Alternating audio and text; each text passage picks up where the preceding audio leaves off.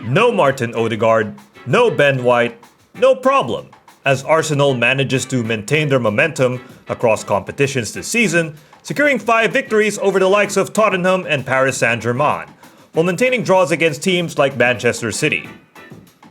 This ultimately speaks volume on Mikel Arteta's managerial ability, as he can make the pieces work together even without his key players from last season.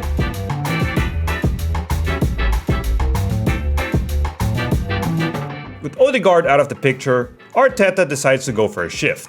Instead of the usual 4-3-3 formation, he would go for a 4-4-2 with Leandro Trossard and Kai Havertz up front. Now, the 4-4-2 is one of their staples, especially on the defensive end, and this has given them the edge to frustrate their opponents, as seen against Man City. Then when looking at their offensive firepower, there's a lot of fluidity in Arteta's lineup.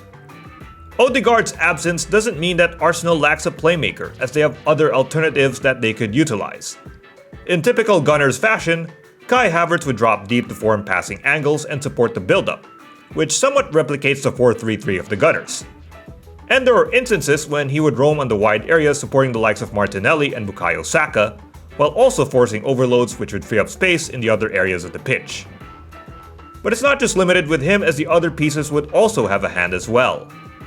Leandro Trossard or even Gabriel Jesus can also drop deep and move around, which also creates more avenues for Arsenal's build-up.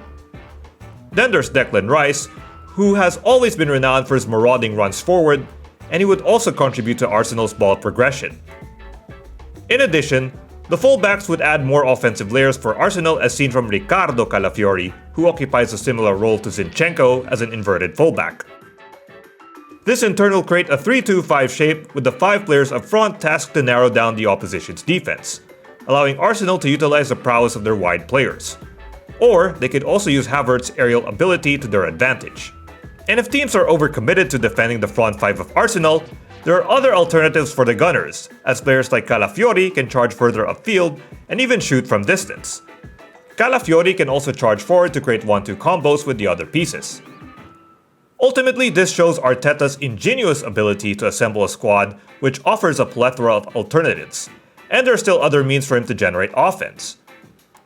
For example, Bukayo Saka has proven to be one of the best pressers in the game, as seen against the likes of PSG and Southampton. Against PSG, for example, Saka's ability to deny Nuno Mendes limited the Parisians' attempts to progress the ball, and eventually he was able to contribute to Arsenal's goal-scoring exploits against Southampton.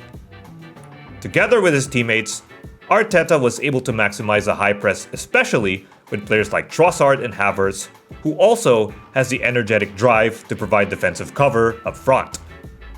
Then there are players like Mikel Merino, Thomas Partey, and Declan Rice, who would charge forward to further smother the opposition.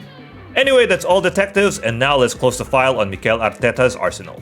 If you wish to express your own investigations and analysis, please feel free to do so in the comments section. Please don't forget to leave a like or subscribe to our channel for updates. Until next time, see you around for our next investigation.